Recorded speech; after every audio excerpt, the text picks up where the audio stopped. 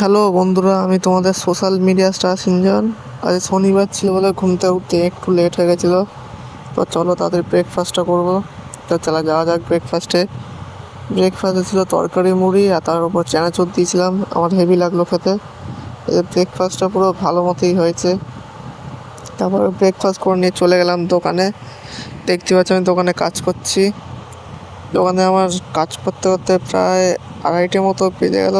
2:30টার সময় বাড়ি গিয়ে লাঞ্চ করলাম।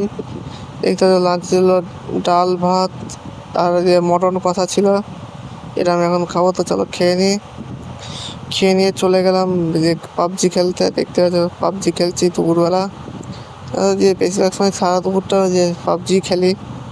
তারপর পাবজি খেলে বিকেল বিকেল বেরিয়ে পড়লাম পিসির বাড়ি যাওয়ার জন্য। দেখতে পাচ্ছি আমি পিসির বাড়ি যাচ্ছি, টেকারে বসে আছি। তো চলো যাওয়া যাক। চলে পৌঁছে গিয়ে একটু জামা প্যান্ট ছেড়ে একটু বসলাম পুকুর পাড়ে।